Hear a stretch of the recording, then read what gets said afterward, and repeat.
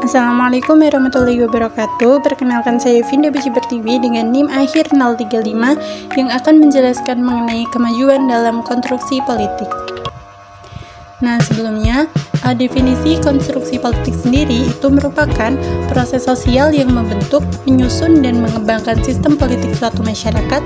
Dalam konteks modern, kemajuan konstruksi politik ini menandakan adanya perubahan menuju partisipatif. Artinya, kekuasaan tidak lagi bersifat tertutup, tetapi menjadi ruang interaksi antara pemerintah dan warga negara. Nah, jadi konstruksi politik ini bisa diartikan sebagai proses bagaimana masyarakat itu membentuk dan memahami dunia politik melalui interaksi sosial sehari-hari. Artinya, pandangan, nilai, dan aturan tentang politik tidak muncul begitu saja, tetapi dibentuk dari hasil komunikasi dan pengalaman bersama antar individu dan kelompok di masyarakat. Nah, jadi contohnya reformasi politik di Indonesia setelah tahun 98 yang menjadi titik penting dalam kemajuan konstruksi politik nasional. Kemudian adanya runtuhnya rezim Orde Baru yang membuka jalan bagi demokratisasi dan kebebasan berpendapat yang sebelumnya terbatas. Nah, konstruksi politik membentuk pemahaman dan praktik politik dalam masyarakat. Konstruksi politik adalah proses terbentuknya makna, nilai, dan realitas politik melalui interaksi sosial dan komunikasi di masyarakat.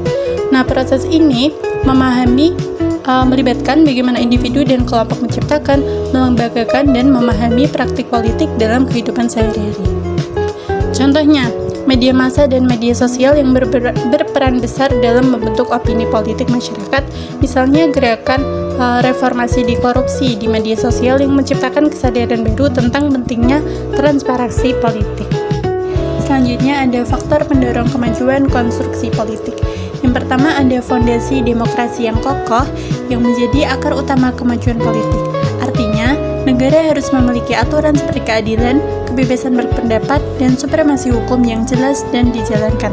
Contohnya, upaya pemberantasan korupsi oleh Komisi Pemberantasan Korupsi atau KPK yang konsisten memperkuat kepercayaan rakyat terhadap sistem demokrasi.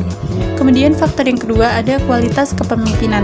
Nah, jadi pemimpin yang jujur, adil, dan disiplin itu sangat penting dalam kemajuan politik. Misalnya, seorang gubernur yang mengutamakan transparansi penggunaan anggaran daerah dan mendengar aspirasi masyarakat yang akan memperbaiki citra pemerintahan dan menumbuhkan kepercayaan publik.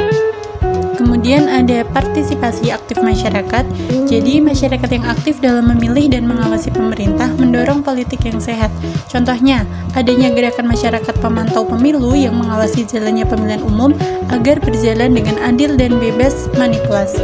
Kemudian ada faktor peran media dan komunikasi.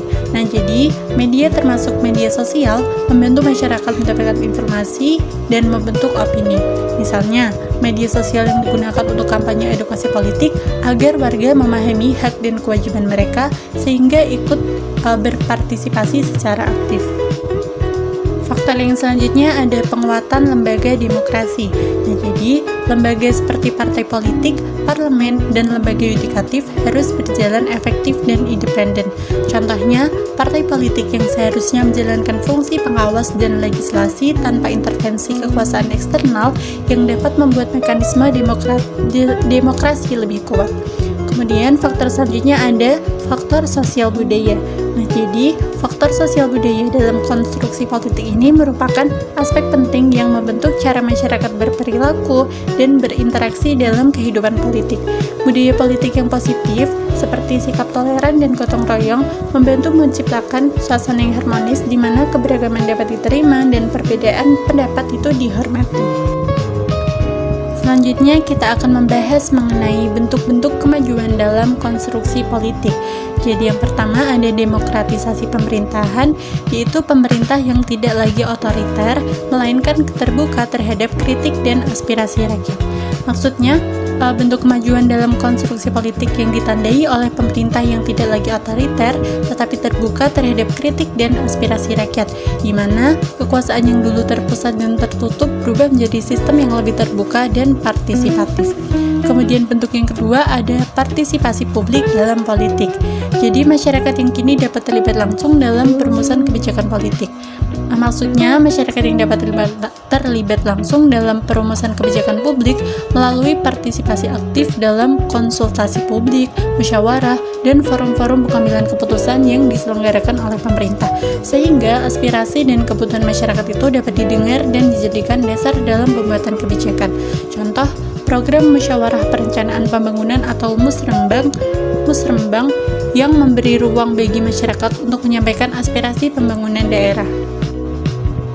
Selanjutnya, bentuk kemajuan dalam konstruksi politik yaitu akuntabilitas dan transparansi. Jadi, setiap kebijakan pemerintah dapat diakses publik melalui situs resmi atau laporan keuangan negara.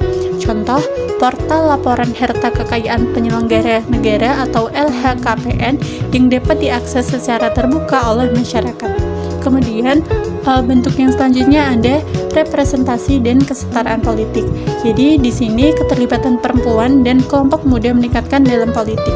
Contoh, kuota 30% perempuan dalam daftar calon legislatif menunjukkan kemampuan dalam representasi gender. Selanjutnya, ada implikasi kemajuan konstruksi politik. Yang pertama, ada masyarakat yang lebih kritis dan partisipatif. Masyarakat yang tidak lagi pasif, tetapi berani mengawasi jalannya pemerintahan. Contoh, gerakan sosial seperti Save KPK yang menjadi bentuk kontrol sosial terhadap kebijakan pemerintah. Yang kedua, ada pemerintah yang lebih transparan dan akuntabel. Jadi, proses pengambilan keputusan kini harus disertai data terbuka yang bisa diuji publik. Contoh, transparansi dana desa, yang mana setiap desa yang mempublikasikan laporan penggunaan dana desa melalui papan informasi publik dan situs resmi desa. Hal ini membantu warga mengetahui bagaimana dana tersebut digunakan untuk pembangunan lokal. Bentuk implikasi selanjutnya yaitu terciptanya stabilitas politik dan kepercayaan publik. Nah, jadi di sini berarti kondisi ketika masyarakat itu memiliki keyakinan terhadap kejujuran dan kemampuan pemerintah dalam menjalankan tugasnya, sehingga tercipta suasana politik yang aman, tertib, dan mendukung keberlangsungan pemerintahan yang efektif. Contoh, meningkatnya partisipasi masyarakat dalam pemilu dan berjalannya pergantian kepemimpinan secara damai di Indonesia yang menunjukkan bahwa rakyat percaya pada sistem demokrasi dan lembaga negara sehingga tercipta stabilitas politik yang kuat. Kesimpulannya adalah kemajuan dalam konstruksi politik ini mencerminkan adanya pergeseran sistem pemerintahan dari yang bersifat tertutup menuju tatanan yang lebih demokratis, inklusif, dan juga transparan, di mana setiap warga negara memiliki kesempatan yang sama untuk berpartisipasi dalam proses politik. Masyarakat yang berperan sebagai pengawas dan penggerak perubahan melalui partisipasi aktif dalam pemilu, kemudian diskusi publik, serta pengawasan kebijakan. Kemudian ada media yang berfungsi sebagai sarana informasi dan kontrol sosial yang memastikan pemerintah tetap terbuka dan akuntabel terhadap publik. Sementara itu, lembaga negara yang bertugas menjaga stabilitas serta menegakkan hukum secara adil agar proses politik berjalan sesuai dengan prinsip moral dan tanggung jawab sosial. Dengan kolaborasi ketiga unsur ini, kemajuan politik tidak hanya menghasilkan pemerintahan yang efektif, tetapi juga menjamin keadilan dan kesejahteraan bersama. Sekian dari saya, kurang lebihnya mohon maaf. Terima kasih. Wassalamualaikum warahmatullahi wabarakatuh.